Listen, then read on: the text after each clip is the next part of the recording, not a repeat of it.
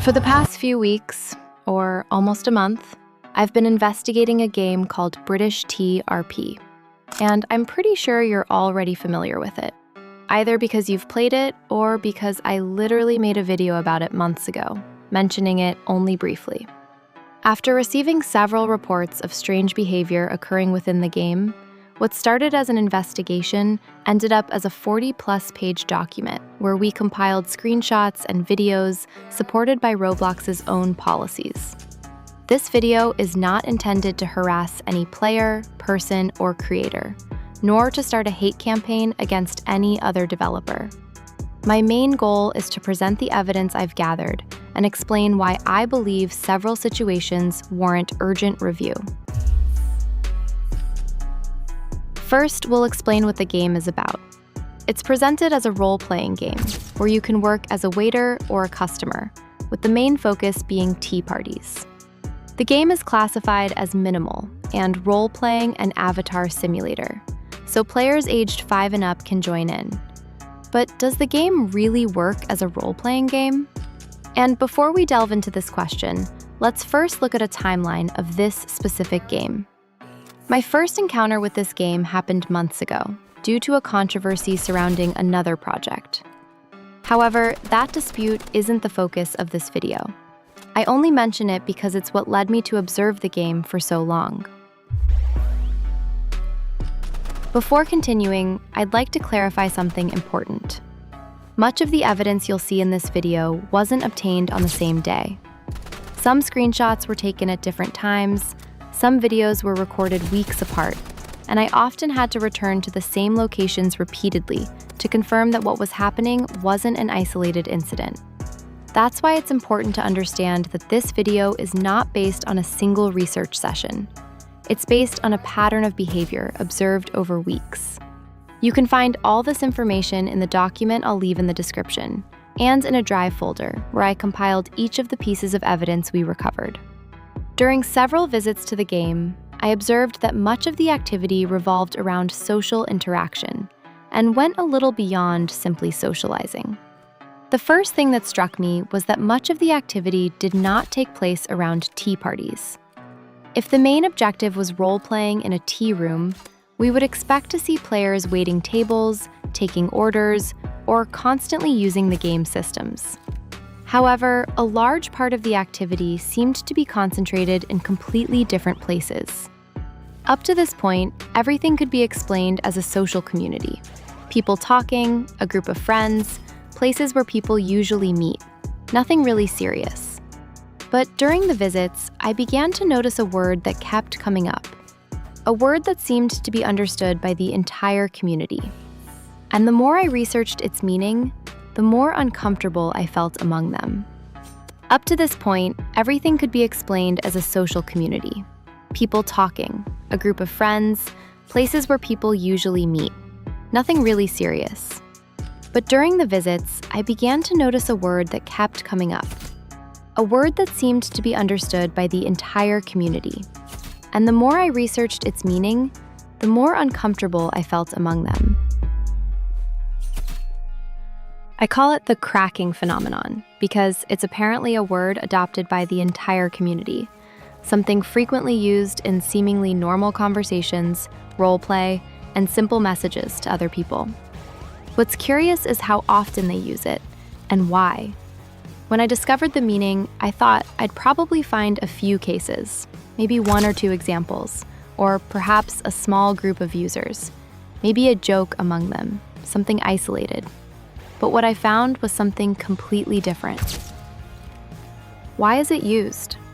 Roblox's policies don't allow strongly sexual words, and this word has a deeper context where, in other words, it refers to having those interactions in a strong way. Basically, this word has a sexual connotation, which is used to describe or refer to sexual activity between 2 or more people. Roblox, in its rules, clarifies that any sexually explicit language is prohibited on the platform. Now, if someone used the word crack to role-play breaking cookies, nothing would happen. But I don't think people are cookies to say, I cracked someone. The strange thing is that this word didn't appear just once. It didn't appear twice. It didn't appear in an isolated conversation. It appeared constantly, in posters, in user groups, in private rooms, in seemingly normal conversations, and eventually, even outside the game itself. Up to this point, we might think it's simply a matter of some users acting on their own, something the moderators don't notice. Users breaking rules without anyone realizing it. However, while reviewing posts on the official server, I found something that changed my perception of the situation. Yes, screenshots containing this same word were posted by the game's owner himself. This post demonstrates that he was aware of the term's use within the community. However, in the reviewed material, I found no warnings, calls to action, or references to this behavior being considered problematic. Now, we know these conversations happen, but where do they happen? Welcome to the hotels, the most visited space by players in this game. It's a simple building containing rooms with beds, sofas, and a table. The fact that this is one of the most visited spaces isn't necessarily a bad thing. In fact, it means the space works and people feel comfortable there. But we'll see what happens in these rooms. Now let's think. Why do these rooms exist? To do this, we'll do a general survey of the map. And no, hotels aren't the only hidden or isolated places we can find. Exploring a little further, we'll see rocks with a sign that says Private Room 1, Private Room 2, and a treehouse. It looks completely normal, but it contains a hidden mini room with a cake and a fish NPC. Now, let's see what's happening in these locations.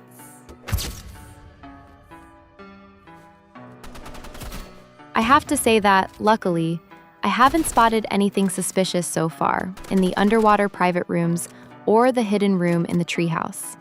But I do have plenty of evidence of what's going on inside the hotel rooms, which are in a very good position on the map. Far away, shrouded in fog, invisible at night, and convenient for players. When I first saw the hotel, I didn't think much about it. I was focused on the crowds of people. After all, many games have rooms, some have beds, other games have private spaces. The problem started when I recorded this place without thinking much about it and compared all the recordings I had up to that point over several weeks. Up to this point, we've discussed sexualized language, repetitive behaviors, and private rooms. However, there was another element that appeared consistently in these interactions, something that, in itself, is not illegal. It's even a very normal question to ask. Age. Let's be honest. Asking someone's age is completely normal and natural in a conversation where you're trying to get to know them. The problem arises when, unfortunately, someone very young can easily relate to an adult. Roblox recently implemented specific systems to separate age groups because of this very issue. And let's see why Roblox added this. Roblox implemented age verification and age-based communication systems specifically to limit interaction between adults and minors. Fedora exists to create age-appropriate experiences. Asking for someone's age isn't an infraction in itself. The problem lies in the context in which it happens, something we'll discuss later and which should concern us all. After everything we'd seen, I started asking myself a very simple question. How is it possible that so many conversations happen without being moderated? How is it possible that certain words keep popping up? And the answer was right in front of our eyes all along: the signs. And personally, I feel this is one of the strongest points of the video, since communication between players is done through signs, precisely to avoid the restrictions that Roblox recently added, and which we discussed in the previous chapter. The signs work as follows. They are a tool where you can write whatever you want, and it can be displayed to other players. These signs don't rely on any kind of internal chat. Instead, they are text boxes within the sign itself. Text boxes don't keep chat logs, so neither moderators nor Roblox support can see any logs related to them. Precisely because they don't have chat logs, nor do they follow specific Roblox rules other than the chat filters that are enforced, these signs are used to maintain conversations between players. At first, I thought the signs were only used to continue normal conversations. But then I found this. Yes, words with sexual references. Then there are the obvious filter evasions. But within all that, after a few minutes of playing, I found something else. I saw that several players can position themselves next to each other to create a long word that would normally be filtered by Roblox chat, literally bypassing all known security methods. During the observation period documented in this research, I found very few examples of interventions related to behaviors such as the inappropriate use of signs, sexualized role play, or potentially problematic conversations. I also found at least one case of avatars with a clearly sexualized appearance. However, unlike other examples shown in this video, this case was isolated, and I did observe an intervention by the moderators. I don't consider this fact alone to represent a pattern, but I do think it's relevant to mention it to maintain a complete record of everything observed during the research. This doesn't necessarily mean that moderation doesn't exist or that it never intervenes. It simply means that within the material I managed to record, most of these situations occurred without any visible intervention. That's what I saw and what I was able to document. Now, if they maintain good security, not necessarily constant, but reasonably good, it's noticeable.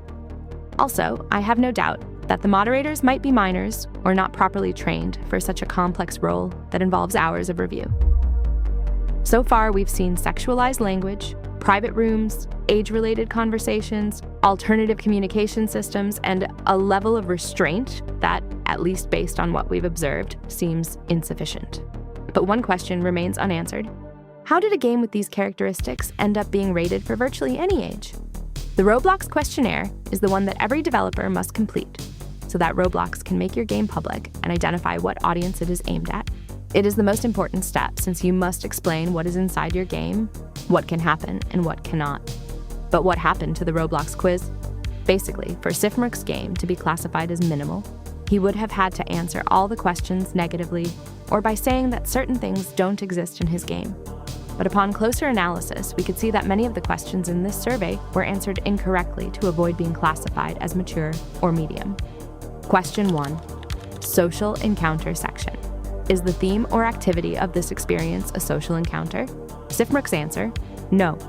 Roblox says, for it to be considered a role-playing experience, the components typical of this type of game, such as taking on a new role and using in-game objects to represent it, must be central to the experience. Unfortunately, this does not happen in the Sifmruc game. Although there are assignable roles, they do not work, and there are no tools that justify role-playing. Question 2, social meeting section. Does your experience include private spaces? Sifmruc's answer, no. Roblox says, if your experience is a social gathering, you must specify whether it includes private spaces. Private spaces are enclosed spaces that meet 2 criteria. They are designed for personal and adapted activities, such as sleeping, changing clothes, or showering. They are designed for a single person or a very small number of people, such as a bathroom stall, bedroom, or small tent. Sifmruc can easily say no, justifying that it is a role-playing game, but by not possessing these elements, it has more characteristics of being a social space. Question 3, romantic themes section. Question 1, does this experience describe or refer, including the title, to romantic themes and / or take place mainly in private spaces, for example, showers, hotel rooms, or in adult-oriented environments, for example, clubs, bars?